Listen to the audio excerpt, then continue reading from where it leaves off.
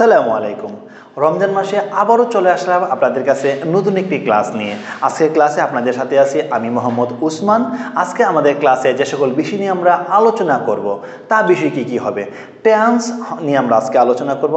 টেন্সের মধ্যে তার মধ্যে সবচেয়ে গুরুত্বপূর্ণ একটি টপিক হলো present infinite tense. Present infinite tense আমরা প্রেজেন্ট ইনফিনিট টেন্সের সংজ্ঞা সম্পর্কে জানবো, তারপর প্রেজেন্ট ইনফিনিট টেন্সের গঠন সম্পর্কে জানবো, প্রেজেন্ট পারসন সম্পর্কে জানবো, প্রেজেন্ট ইনফিনিট টেন্সে কার সাথে অ্যাজ বসবে কার সাথে অ্যাজ বসবে না তার সম্পর্কে আমরা জানবো, এবং তারপর আমরা একটি উদাহরণের সাহায্যে আমরা প্র্যাকটিসটা দেখে নেব।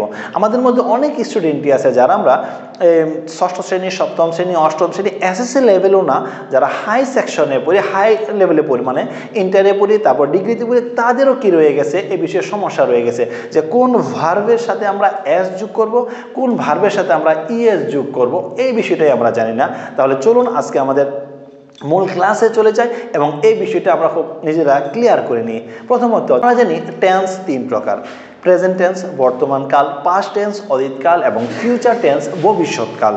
স্যার, প্রেজেন্ট টেন্সকে আবার আমরা চার ভাগে ভাগ করতে পারি: present infinite tense, present continuous tense, present perfect tense, present perfect continuous tense.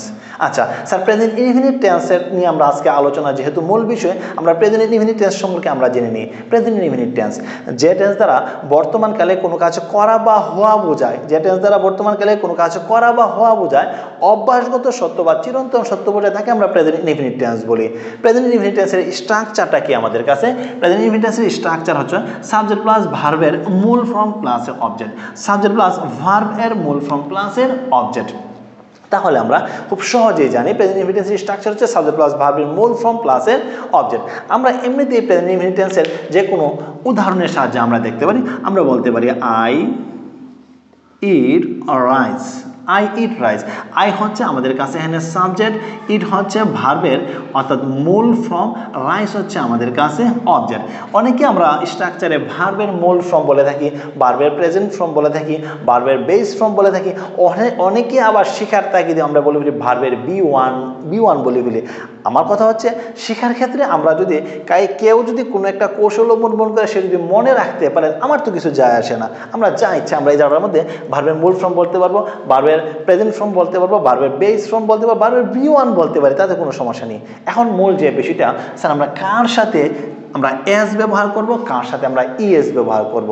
S ES এর ব্যবহারে চলে আসে। প্রেজেন্ট ইনফিনিট টেন্সের সাবজেক্ট যদি থার্ড পারসন সিঙ্গুলার নাম্বার হয়, আমি আবারও বলতেছি, প্রেজেন্ট ইনফিনিট টেন্সের সাবজেক্ট যদি থার্ড পারসন সিঙ্গুলার নাম্বার হয়, তাহলে ভার্বের শেষে এস বা ইএস যোগ করতে হয়। হ্যাঁ, সাবজেক্ট যদি থার্ড পারসন সিঙ্গুলার নাম্বার, তো সাবজেক্ট হিসেবে কি আসতে পারে? তাহলে আমরা আগে জেনে নিতে হবে পারসন।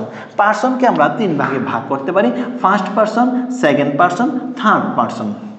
ফার্স্ট পার্সনে কি আছে? আই এবং উই। সেকেন্ড পার্সন আছে ইউ, ইউড, থি। থার্ড পার্সনে কি আছে?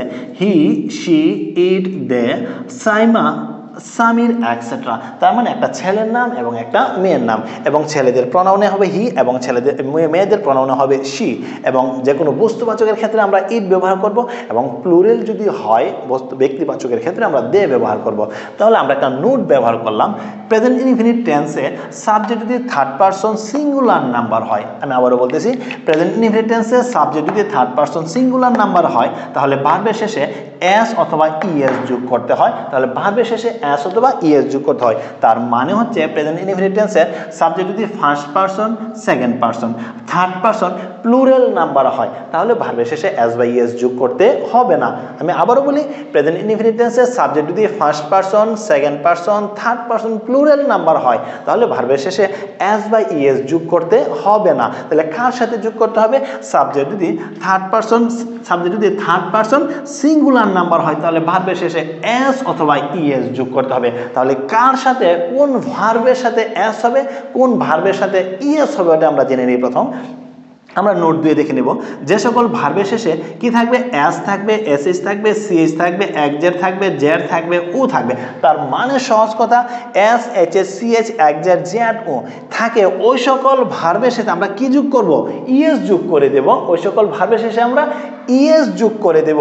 আর যদি ভার্বের শেষে কি এস, এইচএস, সিএচ, একজেড, জেড, ও ইত্যাদি না থাকে, তাহলে ওই সকল ভার্বের শেষে আমরা কি যোগ করে দেব? এস যোগ করে দেব। আর এস যোগটা কখন হবে?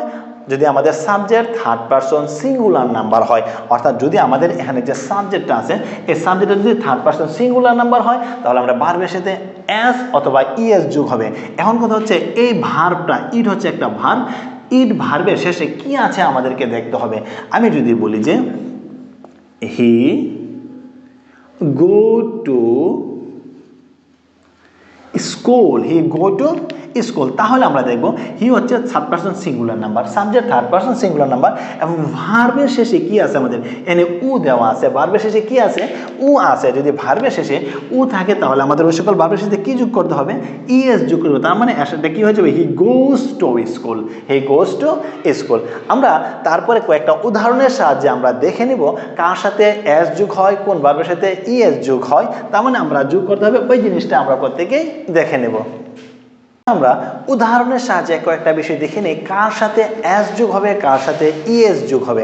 যেমন আমরা উদাহরণের সাহায্যে প্রথম দেখতে পারি গো হচ্ছে একটা ভার্ব, আমরা ধরে নিলাম আমাদের সাবজেক্ট হচ্ছে থার্ড পারসন সিঙ্গুলার নাম্বার। এখন কার সাথে এস যোগ হবে, কার সাথে ইএস যোগ হবে আমাদের বিষয়টা। গো হচ্ছে ভার্ব, এখানে ভার্বের শেষে কি রয়েছে, ভার্বের শেষে উ আছে। আমরা বলছিলাম ভার্বের শেষে যদি উ থাকে তাহলে আমাদের সাথে কি যোগ হবে ইএস যোগ হবে। আমরা তার পরবর্তী একটা ভার্ব নিলাম ক্যাচ, ভার্ব হচ্ছে ক্যাচ, ক্যাচের শেষে কি আছে সিএইচ আছে। ভার্বের শেষে যদি সিএইচ থাকে তাহলে আমাদের কি যোগ হয় আমাদের ইএস যোগ হবে। ভার্বের শেষে আমাদের কি আছে ওয়াই আছে। ভার্বের শেষে যদি S H A CH X Z Z ইত্যাদি না থাকে তাহলে আমরা কি যোগ করব শুধু এস যোগ করব। শুধু কি যোগ করব শুধু এস বসিয়ে দিব আমরা। তারপর একটা ভার্ব নিলাম আমরা রাইট, কি নিলাম আমরা রাইট। ভার্বের শেষে ঠিক একই রকম এই শব্দগুলো থেকে একটাও নেই লেখাগুলো থেকে, তো আমরা শেষে কি যোগ করব এস যোগ করব। তার পরবর্তীতে আরেকটি আমাদের কাছে ভার্ব চলে আসলো, ভার্ব হচ্ছে কি টিচ, মানে শিক্ষা দেওয়া। টিচের শেষে কি আছে সিএইচ আছে। আমরা বলছিলাম ভার্বের শেষে যদি সিএইচ থাকে, মানে যদি সিএইচ থাকে তাহলে আমরা কি যোগ করে দেব ইএস যোগ করে দেব। আরও একটা ভার্ব আমাদের কাছে চলে আসলো, এটা হচ্ছে ফিক্স। ফিক্স মানে হচ্ছে নির্দিষ্ট। ভার্বের শেষে যদি এস থাকে, ভার্বের শেষে যদি কি থাকে আমাদের কাছে যদি এক্স থাকে, ভার্বের শেষে যদি আমাদের কাছে এক্স থাকে তাও আমাদের সাথে কি যোগ হবে ইএস যোগ হবে। তাহলে আমরা উদাহরণের সাহায্যে আমাদের বেশ কয়েকটা বিষয় আমরা উদাহরণের সাহায্যে দেখে নিলাম। যারা টেন্স সম্পর্কে বিভিন্ন সমস্যা ছিল আশা করি আমরা এস এবং ইএস এর ব্যবহার সম্পর্কে আমাদের আজকের ক্লাসের মাধ্যমে আমরা খুব সহজে বুঝতে পেরেছি। যারা আমরা এখনো আমাদের এই পেজে লাইক বা সাবস্ক্রাইব করিনি আমাদের পেজে লাইক বা ফলো দিয়ে আমাদের পাশে থাকবেন। পরবর্তী ক্লাসে আমরা আবার নতুন একটি বিষয় নিয়ে চলে আসব। আর যদি আজকের এই বিষয় সম্পর্কে আরও কিছু জানার থাকে আমাদের কমেন্ট বক্সে কমেন্ট করে জানিয়ে দিবেন আমাদের আজকের ক্লাসটা কেমন হলো। তো ওই পর্যন্ত ভালো থাকবেন, সুস্থ থাকবেন, আল্লাহ হাফেজ, আসসালামু আলাইকুম।